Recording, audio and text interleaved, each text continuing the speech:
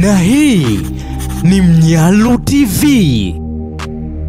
Picha ya Vanessa na Priscilla inaendelea kusambaa kwa kasi kwenye mitandao ya kijamii, huku ikipostiwa na baadhi ya peji mbalimbali na watu wengi kuizungumzia baada ya kuonekana wamevaa mavazi yanayofanana. Unafahamu Vanessa alikuwa ni mpenzi wa Jux miaka kadhaa iliyopita, na Priscilla ni mke wa Jux sasa hivi, mrembo huyu kutoka Nigeria. So sababu ya hii picha kuzungumziwa na kusambaa kwenye mitandao ya kijamii ni hili gauni ambalo wamelivaa kwa pamoja. Upande wa kushoto ni Priscilla na upande wa kulia ni Vanessa Mdee. So ukiangalia vizuri hili gauni lina rangi fulani nyeusi, na ukiangalia style ya hilo gauni kila mmoja kavaa vile vile, yani kila kitu kinafanana. Tofauti ni ndogo tu, shingo ya Vanessa imekuwa kubwa kidogo na shingo ya Priscilla imebana.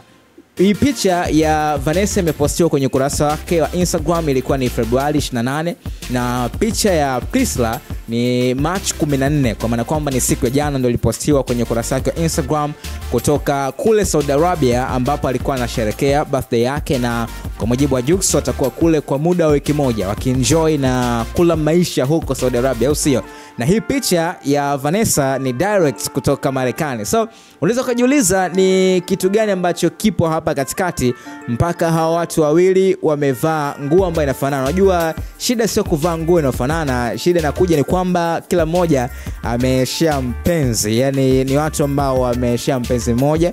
Vanessa alikuwa ni mpenzi wa Jux, Priscilla ni ambaye ana mahusiano sasa hivi na Jux. So ni kitu ambacho watu wengi wamekizungumzia. Ni kapicha kwenye page ya Instagram ya Vanessa, nikaona amewatag watu ambao wamemvalisha ni African Fashion. So inawezekana pia Priscilla akawa amechukua hii design ya gauni kutoka kwa African Fashion, lakini kuna ambao wanazungumza kwamba inawezekana pia Priscilla akawa amechukua style kutoka kwa Vanessa. Maana Vanessa ndo wa kwanza kuiposti kwenye ukurasa wake wa Instagram. Aliposti Februari 28, lakini Priscilla kaposti siku ya jana. So ni kitu ambacho kinaendelea kusambaa huko kwenye baadhi ya peji. Wewe pia unaweza kuandikia mtazamo wako ni upi kuhusiana na hizi picha ambazo zinaonekana hapa na wewe unaziona. Na nikumbushe tu kusubscribe na turn on notification ili wa kwanza kupata habari ambazo zinawekwa hapa. Mpaka wakati mwingine tena, bye bye. Na hii ni Mnyalu TV.